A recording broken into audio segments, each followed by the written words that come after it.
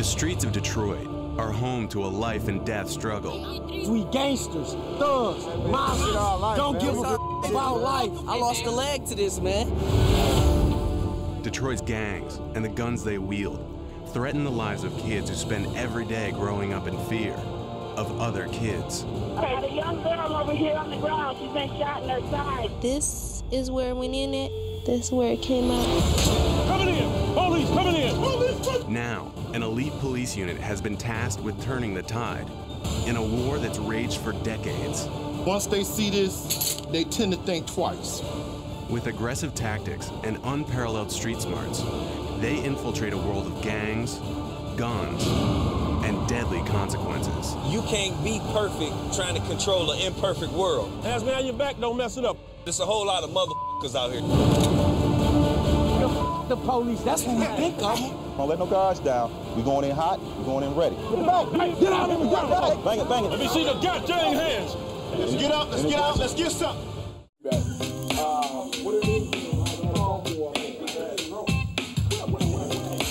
Everybody in? I really need all of y'all. I really do. I need the whole gang unit. I mean, you guys have came in early and we try to hold you on the back end. I know we're working the mess out of you, but it is what it is. You know, don't come in thinking, okay, I'm gonna get an early Friday night a chance to go to the movie. You had to go to the movie on Saturday, matinee. So thank you for being very professional. Just keep up the good work. Let's be careful. Let's go. Come back to where y'all left, please, in one piece. Thank you. Detroit's first line of defense against gang violence is the police department's Gang Enforcement Unit, AKA the Gang Squad. We hunt the hunters. We get them before they're able to do anything. That's the whole concept. What's up, gentlemen? The squad is a 70-officer force that employs deep intelligence gathering and aggressive street enforcement to penetrate the world of gang culture. Our main focus are gangs, guns, and drugs, preferably guns. In the wake of a recent gang shooting at a school bus stop, the squad is hitting the streets in full force, Hands up, fella. making street-to-street searches and traffic stops. And their aggressive tactics aren't always understood by the people they protect.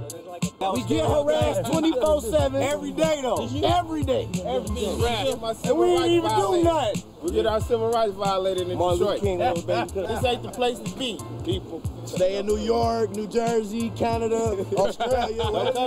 Don't come to 313. If you get to that area code, you're doing something bad. They, for some reason, think we don't have nothing better to do than just ride around and mess with people until they're a victim.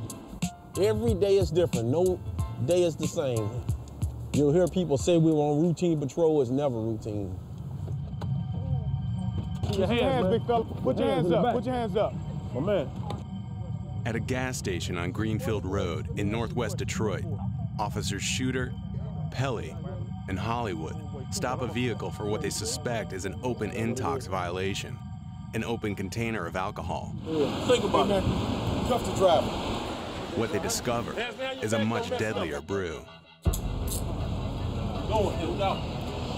Now, if you move and make any sudden move, your nose gonna be splattered all over your face. Glock 23, 40 cal. We definitely going. You're making 25 round extended clip. Definitely going. The extended clip on the handgun suggests it's being carried for more than just personal protection. And this is how we avoided a shooting.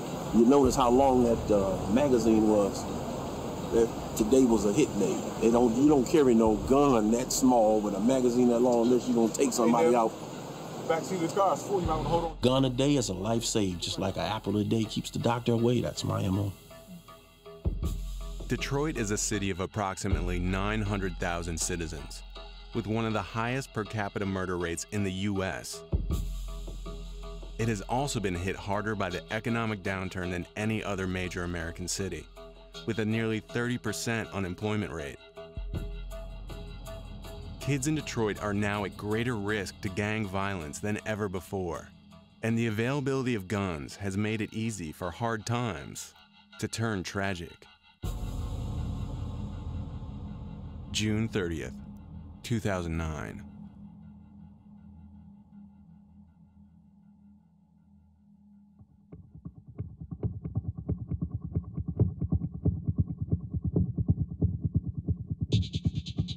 Detroit 911. Yes, I'm right here at the gas station on Warren and Southfield. I got a young girl over here on the ground. She's been shot in her side or her stomach or something. Okay, no, don't move, baby, don't move. I couldn't really feel the bullets go in, but it's just everything feel numb, but at the same time you can feel a lot of pain. It hurts so bad, like pain you cannot control. She got shot in her abdomen and her arm. Okay, who else was she the only person shot? No, it's a whole group of people, kids. It's a whole bunch of kids. Okay. Baby, be still, don't move. 17-year-old Tiara Dickerson was just one of 7 teenagers hit by gunfire while waiting at a bus stop after school. It was just a lot of things going through my head. Like, I was thinking, like, I don't want to die, and I hope I make it, and what's going to happen. I hope the police hurry up and come. Chaos and confusion in the middle of the afternoon. At least 7 people shot, 5 of them summer school students at the Cody 9th Grade Academy in Detroit. At one point, the pain was so bad that I felt like I did want to die, but then I thought about my mom, my family, and everybody, so I decided to, well, try to stay strong. The attack sent all 7 victims to the hospital, 2 in critical condition, and it lit off a firestorm in the local press. This is a case that ought to be symbolic to all of us because there were so many kids who were victimized at one time in broad open daylight. The ruthless nature of the shooting and the young age of its victims suggests that this was a case for the gang squad. Detroit police quickly called on Sergeant Todd Eby to work with Gang Squad on the investigation. But some of the evidence that was at the scene were ballistics, firearms evidence, like spent casings. We had a videotape, a surveillance video from the gas station. Police now actively searching for that green van, and we're told surveillance cameras on the bank and the gas station at this intersection will help with this investigation. Those tapes are being reviewed right now. In a case with very little forensic evidence to work with, the security cams caught the entire incident in startling clarity. It's about 2:15 in the afternoon. It's sunny. This is the gas station parking lot. Just north of the gas station is Cody Academy, where the kids went to school. From the left, you'll see 2 individuals run towards the bus stop armed with guns firing. We know that they're semi-automatics. We know that one's a 9mm and one's a .40 caliber. When the shooting begins, you can see the crowd scatter. Most run westbound, a few run south towards Warren. And although you can't see everybody involved, you can clearly see 2 specific people that are hit. The whole incident takes 10 seconds, and there's probably about 15 shots that are fired during the course of that brief period of time. From the videotape and eyewitness accounts, Sergeant Eby quickly confirmed the incident was gang-related and that the motive was revenge. One of these people that was shot was a rival gang member, and the other 6 people that were shot were, for lack of a better term, collateral damage. Now, Sergeant Eby is teaming up with the Detroit Gang Squad to identify the shooters and hunt them down. We're headed to the gas station right now, and Officer who is a member of the Gang Squad, him and I are going to kind of reenact or reconstruct the crime scene. This man is an intelligence officer with the Gang Squad. Known for his sense of style, he goes by the code name GQ. To protect his identity, GQ's real name will not be revealed. So, it started over by this daycare. The 2 daycare workers saw them get dropped off. They knew something was suspicious. They came back right here, took off their T-shirts, wrapped them around their face, and then made a beeline towards that bus stop. Do you think that they were targeting just one person?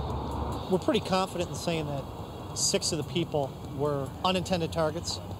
The only thing they were guilty of doing that day was going to school and waiting at a bus stop.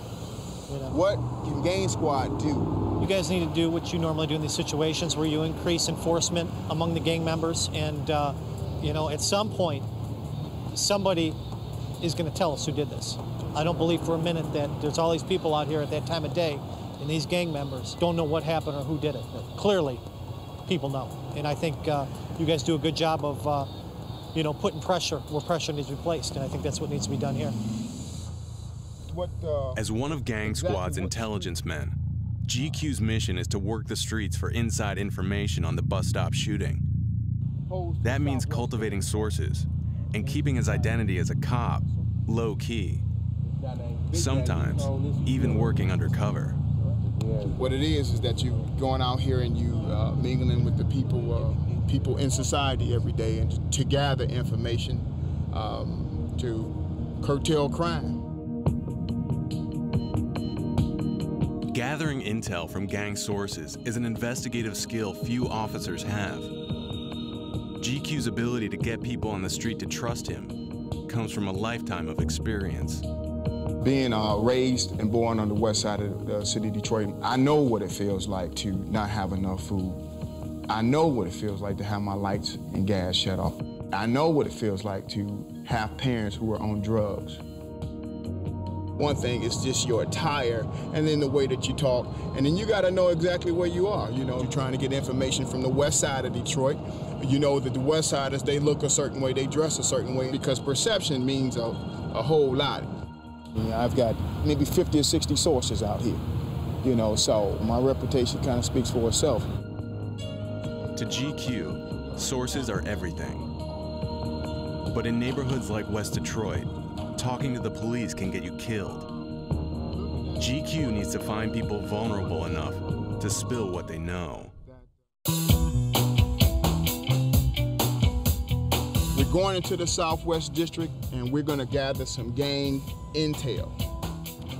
They're just guys that have been arrested in the precinct for various crimes, and based on their crimes, we're going to ask some general questions and see exactly what we can come up with. The best source of information on a Detroit gang is often a member of a rival gang. Today, GQ is talking to young men who have just been arrested and who are likely to have gang ties. How you doing, man? You all right? If GQ can get them to open up, it could lead them one step closer to the bus stop shooters. How old are you? 18. 18? They call me GQ on the street. What do they call you? I don't have it. They just call me just Have you called your mom? Okay. What are they claiming that you had? Marijuana. How much? 4 bags. Oh, 4 bags? They brought you in here on some BS like that? Okay. That can be worked out. By appearing sympathetic, GQ uses his personality to earn trust. And trust can lead to truth. How many people are pretty much in the clique? I just hang around like 7 people, basically. Do you think that any of those guys will be willing to take a bullet for you? Big T. Big T? He in jail, no. He's locked up for what? Stealing cars. Stealing cars? Yeah. Who else? My friend Buck. Buck? Yeah. Okay. I'm gonna take you back and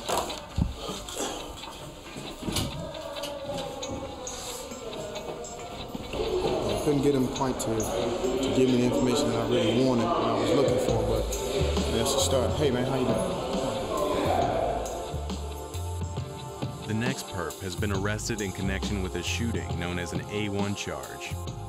I understand you have a daughter or son? A son. Junior. Just thinking about my children. I know, man. Me, like I'm saying, I ain't just saying like no gang type. We ain't on no gang type stuff. We What is it? We family. He's in here on an A1 charge, and I know he just pretty much lied through his teeth. Like I'm saying, like friends is really closer than your family to people now. Cause like I said earlier, people don't got family like that. They family deny them to the left, you know? The world crazy to me. They need a lot of work to this world. I mean, people need jobs. Everybody out here starving. Everybody out here hungry. I miss my family. I've been in here for 2 days. I miss my daughter. I just want to get out of here. You know, oftentimes they tell you anything. I'm supposed to be in here. I'm not that person.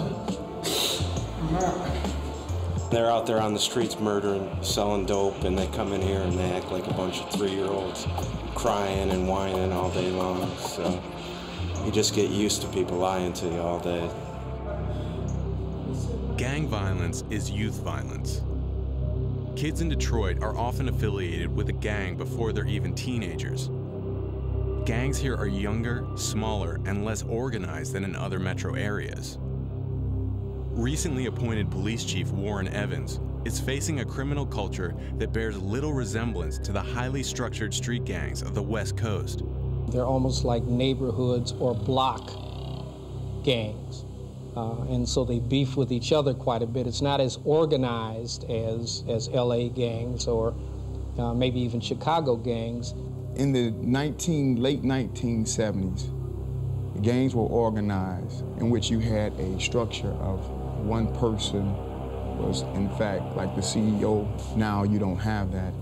In some ways, that's good, but in other ways, it makes the intelligence gathering more difficult because you have so many small little groups and gangs and trying to figure out the dynamics of who's beefing with who and who the necessary players are. Compounding the challenge is a phenomenon that's taken root in urban culture, not just in Detroit, but across the U.S. It's called Stop Snitching. No one wants to ever be labeled as being a snitch, of talking to the police and giving information about individuals as it relates to committing crimes. Once that gets out, and they say, man, you've been talking to the police about what we're doing on the street, it'll be over for them. They'd rather see the person dead than in jail. The bus stop shooting took place in broad daylight, in front of multiple eyewitnesses. Now, pressure from the streets to keep quiet has made what could be quick justice an open case. Detroit's most shocking act of gang violence in recent history, a bus stop shooting that claimed 7 victims, has so far surrendered no promising leads. But Gang Squad has a new addition to the intelligence team, and his code name is Sandman. Sandman is aggressive, tenacious, very smart. He's very, very valuable because of his street connections there. Sandman is from East Detroit, and the gangs he grew up around are more than just neighbors. They're family. I got a nice little number of people in my family that's in the gang. They don't bring it around me. You know, they know I don't play it. Several of Sandman's cousins belong to a gang known as the 7 Mile Bloods. They're based in eastern Detroit and control a section of turf known as the Red Zone. It's a little more dangerous dealing with a non-traditional gang because they're trying to make a name for themselves. So they're gonna always be more dangerous because they feel like, okay, if I do this, it's gonna put us on the map. Keeping personal relationships with gang members is a critical part of Sandman's strategy. Those relationships can lead to intel on the bus stop shooting. Hello? Yeah. Okay, don't run. You tell them motherfuckers don't run. I'm gonna call this number back as soon as I pull up on the block. I should be pulling up in maybe like 5 minutes. Okay. Here they go down here in the street. The youngest gang member here is only 13 years old. You pretty much stuck in Southwest, you know what I'm saying? Because they like for real bloody and blood out down there.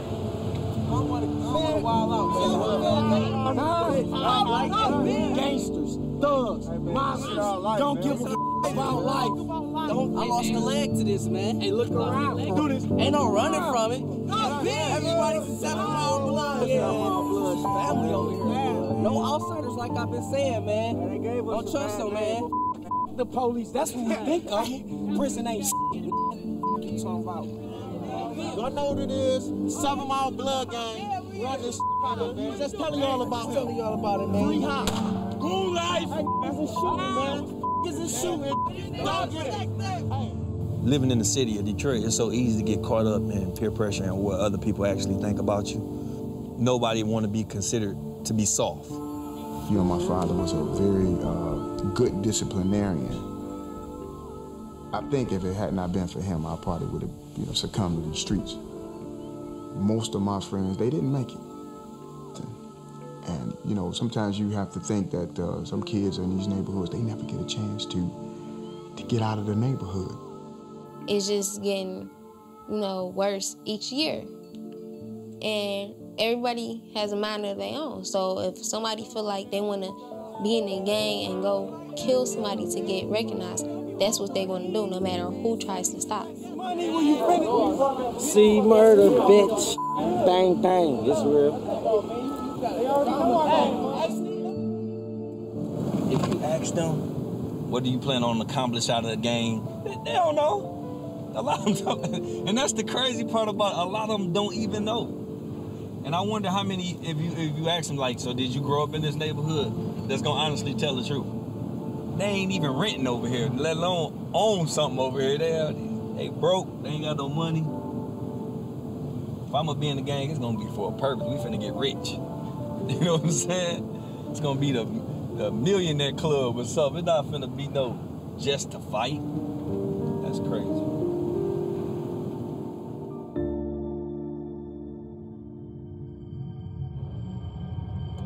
In the case of the bus stop shooting, GQ and Sandman's talents are beginning to pay dividends.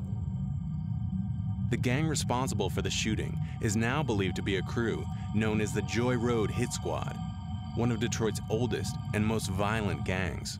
I'm from Joy Road, I'm from Joy Road, I'm from Joy Road, X and 9. I'm from Joy Road, I'm from Joy Road, I'm from Joy Road, X and 9. This gang is responsible for a number of different shootings, armed robberies, carjackings. Hello, how you doing? It's me again. I'm back, dog. From the backyard, still pushing that crack hard. I'm from the hood, in case you didn't know, it's X and Nina. Where them boys made big weight. They're involved in the drug trade. So, yeah, clearly the gang is a violent group of individuals. The Hit Squad controls territory in northwest Detroit that extends from Joy Road to West Chicago Street and as far west as Southfield Freeway, where the bus stop shooting occurred. Police believe the hit was motivated by revenge against a rival gang member. What's more, eyewitnesses have identified two primary suspects. We don't have an arrest warrant for anybody, obviously, but there's certainly people that you know we're focusing on. And these individuals are younger, you know, 19, 20 years old, and represent part of the Hit Squad. Their number one person of interest is Demetrius Hinton, a teen who's also wanted in connection with a more recent drug-related homicide. Hinton is still at large. Now, it's up to GQ and Sandman to locate the suspects before the trail runs cold. Yeah, at 5 o'clock. Okay.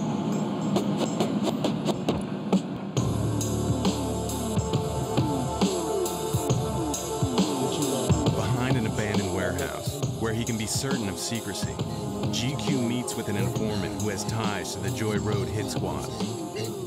GQ's line of questioning is simple. Where is Demetrius Hinton? The motherfucker is public enemy number one in Detroit as far as we're concerned. The shooters are. And we're not gonna let up until we turn over every rock to find the guy. Where do you think that he would go? Where would a 15, 16-year-old go? Somewhere with some family. It had to be somewhere with some family. Wyoming. The source delivers and gives GQ the latest intel on the Hit Squad and the whereabouts of their prime suspect. From meetups like this one, Gang Squad is able to come up with a location on Demetrius Hinton. Demetrius Hinton, we just found out, he's been in Minnesota for the last 4 days. So he's down there rolling, selling dope. Source don't know exactly where in Minnesota, but apparently that the kid used to roll for the source, so. Any other units know about this source? No, I just got it today in the last 30 minutes. He is aware that we're looking for him. I don't even think so. I don't even think he knows. That's why he says out. I do have his associates here. This is right-hand man. They're not involved, right? Not involved, but they're part of the Hit Squad, so. Oh, yeah. Do a full workup on each and every one of them, meaning we know all of their associates and also family members, girlfriends, and stuff like that, just in case, you know, they try to get in touch with each other, which is probably going to happen. That's right. That's right. It's a waiting game. And as soon as the suspects surface, the squad will be ready to strike.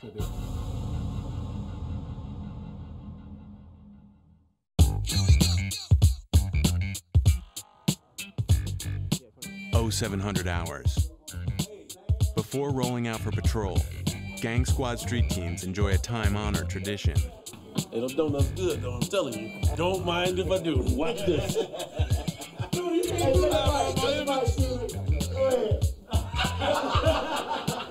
This is how we uphold our image. I'm gonna uphold it today. Donuts good, aren't you? Delicious, number one. Today, Officers Shooter and Pelly are on school patrol, part of Detroit's effort to combat gang crime at the source. In Detroit, gang affiliation starts young, as early as 9 years old. And the schools themselves are a gathering place for multiple and sometimes warring gangs. Maintaining high visibility in the schools is now a police priority. We're basically the parents. I have to get them in line, let them know I'm in charge, something a parent should do, and at the same time, arrest them if necessary, and if I can, send them home, and once they go home, we don't know what they face. After school, kids often make their way home through rival gang territory. A high-risk time for shootings. This is when Gang Squad does most of its patrolling. How you doing, big fella? Sit for a minute. Sort of doing two things at once. One, we're trying to look out for the kids and make sure they all get out, make it home safely and everything. But at the same time, we're hunting. Come here, man. Take your hands out of your pocket. You got your ID? What's the last 2 classes you have? English. It's obvious you don't speak too well. I'm in charge out here. Goodbye. Go that way. And because of their relationship, and I think the love that they actually have for kids, they're happy to go do it. I mean, at the end of the day, they want to see kids safe. Do they arrest a lot of kids with guns? Absolutely. Is it the focus of what they do to create criminal records for kids? Absolutely not. It's to make sure the environment's safe. And I've seen them do just as much counseling, quite frankly, as I have seen them gun chasing. You're gonna say, oh, I'm tired of getting tickets, y'all give me tickets. You don't have a license. You ain't never had a license, you 16. So if you're tired of getting tickets, why did you stop driving? A lot of times what we tell them goes right out the window when they get home because they have to deal with their home life. They may see us for, what, an hour or 2 a day? Once he leaves, he has no longer any dealings with us. He's gonna go by what is taught to him at home. Gang Squad puts an intensive focus on getting guns off the street, sometimes at a rate of 3 a day for a patrol team. But there are thousands of unlicensed firearms on the streets of Detroit, and the statistics are symptomatic of a much larger social problem. Kids in Detroit are often first introduced to gun culture at the toy store.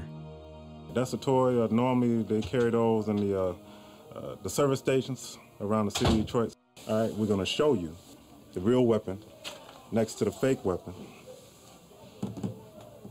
And as you can see, almost identical. Younger kids, you know, 8, 9, and 10, they'll get these toys and stuff like that innocently, okay? Not thinking that anything is wrong and stuff like that. Inadvertently, sometimes they'll carry them to school in their backpacks and stuff like that. It's a problem not only for schools, but for law enforcement. I cannot tell whether or not a weapon like this is actually real or not. And in a split second or two that you're gonna have to determine that fact, somebody can easily get killed. When I was a kid and you had disputes, you'd have a fight and it was over with. Now the fights are one group shoots the other group, and then when they heal, they come back and shoot the other group. And it's kind of an ongoing lethal process. And people don't fist fight, they shoot. If you get in an altercation and you beat me today, I'll come back with a gun. This time I won't lose. And that's the mentality they're thinking. As violent as the gangs of Detroit are, their activities are hardly limited to turf wars. The sale of street drugs is a gang's primary source of capital, and for Gang Squad, following the drugs is often the best way to infiltrate. From his sources on the street, GQ has learned that the Joy Road Hit Squad, the gang believed to be responsible for the bus stop shooting, has partnered with another gang to sell narcotics. And that's not uncommon for gang members to sell controlled substances out of one house. GQ's anonymous source has also provided intel on the precise location of the dope house. I'm gonna take him to a nice little gay spot where, you know, they gamble, sell drugs out of guns. It's a lot of gang activity. To investigate further, GQ and Sandman are teaming up for an undercover stakeout.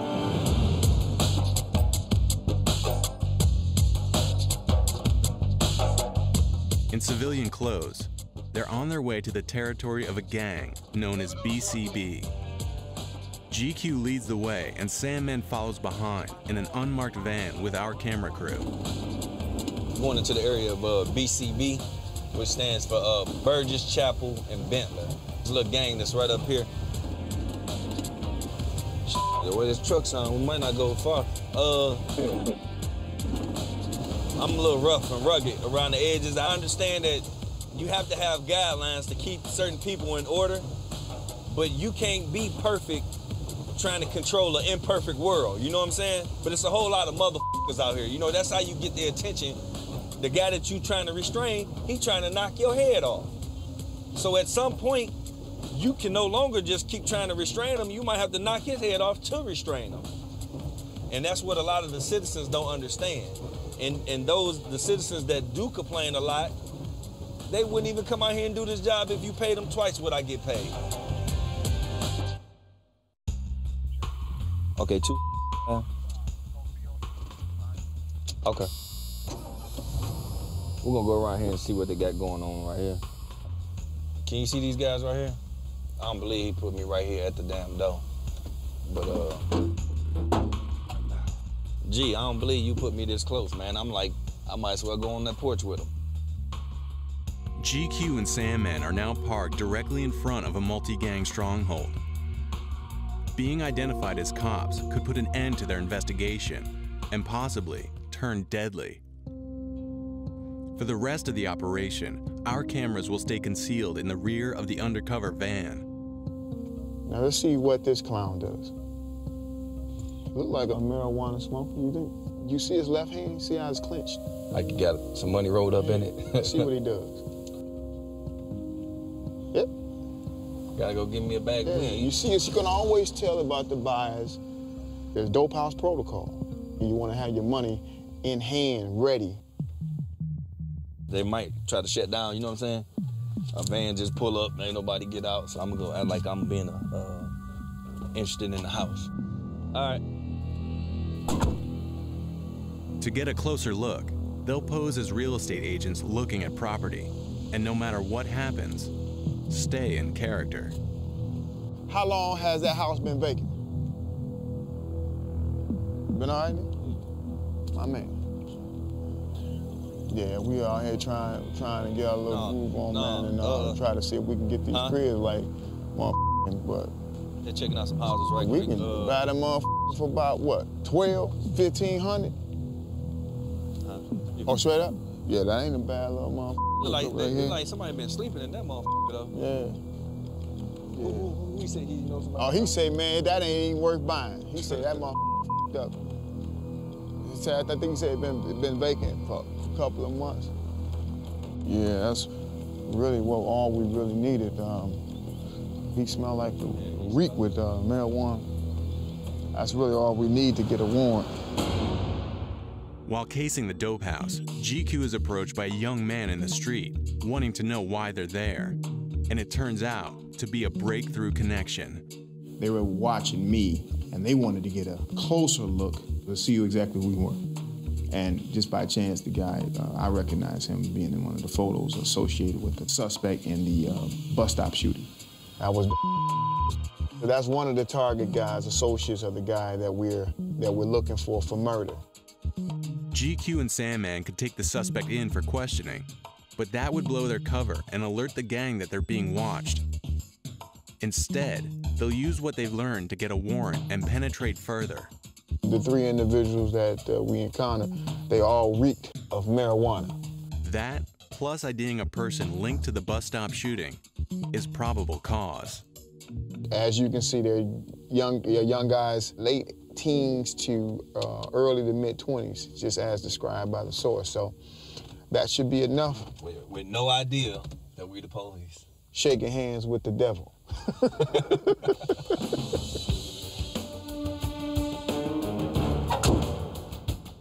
I got enough probable cause to get a warrant.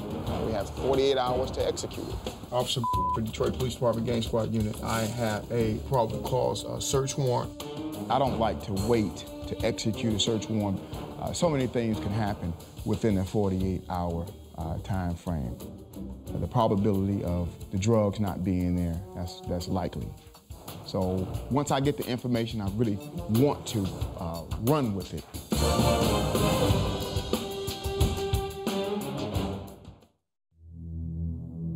At Detroit Gang Squad headquarters, GQ phones the DA's office to get permission to process a warrant. After getting the all clear, he types up a summary of his probable cause and takes the paperwork directly to a magistrate for signing. Hey, how you doing, Steve?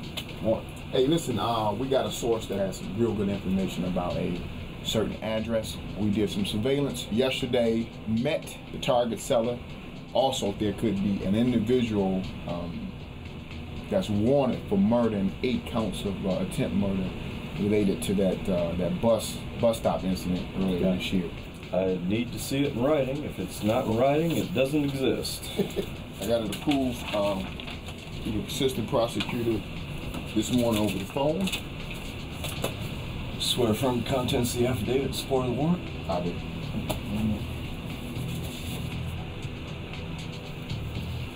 All right. You guys be safe. We appreciate you. Take care, Jeff.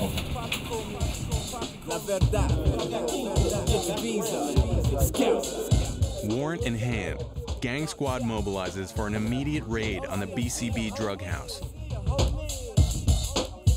Ain't a boy out here that could test my game. How would I look letting another man affect my lane? They need to move quickly in order to capitalize on the intel gathered by GQ and Sandman. And they're up against an unknown number of armed gang members. Raid time. Showdown. We need a K9 unit coming at some point. What you think? Them puppies don't find nothing. This is our shotgun man, Bam. How you doing? He sent them all to the back, send them to me, I shake them down and send them behind me. Suppress anything that comes my way. Once they see this, they tend to think twice. And this here is our raid commander, the sergeant, code name Sir. Remember we used to say we wouldn't do this again. You believe that? Every time they bring it back in. Briefing, come on in. I got a lot of scriptures for you.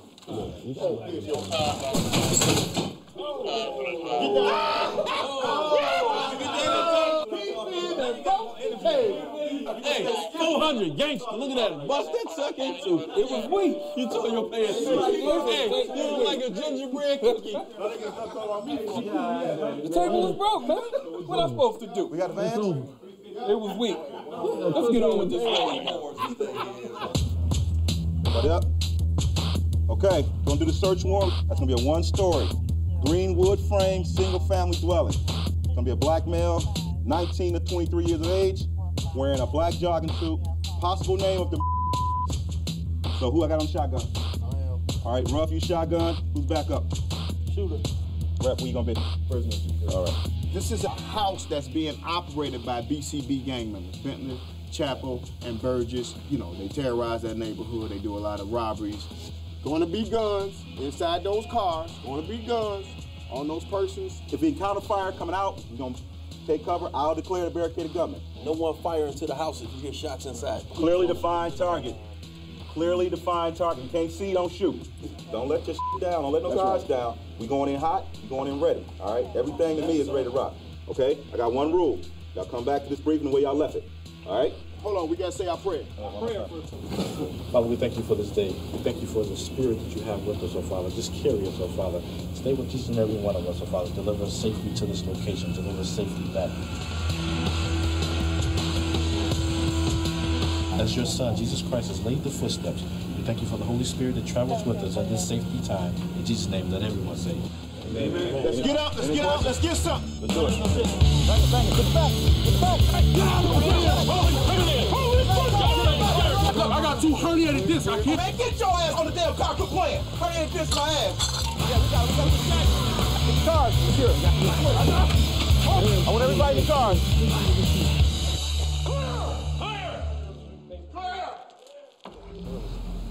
The squad takes the house with military precision and cuffs everyone found on or near the property.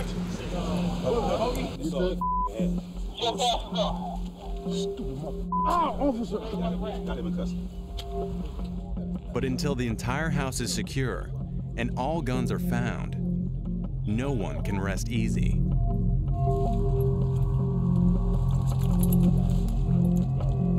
There's multiple people inside that house. We found marijuana. It was constituted a felony possession with intent to deliver. We found a parole violator, as well as confiscated a few $1,000s. More important than a drug bust, Gang Squad may have apprehended a familiar face. This man matches the mugshot of Demetrius Hinton, the primary person of interest in the bus stop shooting case. What up, Edge? Hey, we think we might have this Hinton cat in custody. We're trying to match him up against the pictures. He look like him, but we still want to make sure. Look exactly like it. Yeah, we want to be sure though. Yep. But we're hoping that he may be the person involved in the shooting. That's what we're hoping. If it's not him, he's a hell of a twin brother. Yeah, he got a heck of a twin. Detroit's Gang Squad may have just cracked the bus stop shooting case, but they'll need to check fingerprints to determine if they've collared the right man, and it will take forensics to link him to the crime. The suspect is also wanted for a more recent shooting, a homicide in which Detroit police recovered a 9mm handgun. Proving a match between that gun and shell casings recovered from the bus stop shooting will take the case to the next level. We're trying to draw comparisons between the gun and the casings. The gun that was used in the homicide, obviously, and the casings that were left at the scene. Detroit's own ballistics lab was recently shuttered after too many errors were found in its exam results. So it's at the state crime lab that both gun and shell casings undergo rigorous testing to determine a match. So in this case, we were asked to look at several 9mm fired cartridge cases, and we were given a Glock 9mm pistol. In this case, we would take test shots from the pistol and make our comparisons to the evidence found at the scene. First, the Glock 9mm is fired into a sealed, water-filled test tank. It's a neutral environment that ensures any markings on the bullets or shell casings are from the gun itself. Then, the test rounds can be compared to shell casings recovered from the bus stop using a comparison microscope. When fired, every gun leaves a unique signature on both bullet and casing. These striations are as individual as fingerprints and can be used to determine a certifiable match between guns and the crimes they're used to commit. If the shells found at the bus stop match the gun used in Demetrius Hinton's other alleged homicide, it's strong evidence linking Hinton to the bus stop shooting. But lab results can take days to process, and Gang Squad will have to wait for the outcome to know if they've got the right man. And they aren't the only ones hoping for justice. You just got home from school, Ugly? Yeah. What y'all do at school today? I did some math and science. You ain't learned nothing? She'll never do nothing. For 17-year-old Tiara Dickerson, the bus stop shooting isn't a newspaper headline or a case to solve. It's a reality she and her family struggle to overcome every day. My first surgery was in my arm. It's a metal pin and screws down here to keep it together, and it's gonna be there forever. They had to repair about 7 different things in my stomach. My intestines, I know that they had to put back together. I was there when it happened. It was crazy. Yeah. It was real sad, yeah. She was just laying there so little and just almost lifeless. A lot of things that I knew always could happen, I never thought it could happen to me. It helped me realize that it can happen to anybody, no matter who you are, how old you are, or where you are. It can happen to anybody at any time. Now I really don't like to be alone. I don't like the dark, and I don't like to be around as many people that I don't know. And I really don't like to stand at a bus stop anymore. You know, you think about your own family, and you think about how a kid who could, you know, be doing the right thing, going to school, and just standing by a bus stop ends up with the inability to ever have children and, you know, wear a colostomy bag the rest of their life, you know, and, you know, the worst thing they ever did that day was get out of bed and go to school. Tiara is nearing a full recovery. But there are thousands of kids in Detroit who aren't so lucky. What are some of your dreams? So my dreams? To get better. I want to, hopefully I heal up all the way and then graduate high school and go to college, maybe in Florida, or stay here and go to college and become a lawyer, or I'll become a counselor and work with kids. We prayed real hard and it worked, so I'm glad she okay. I don't mess with y'all unless y'all up here making noise.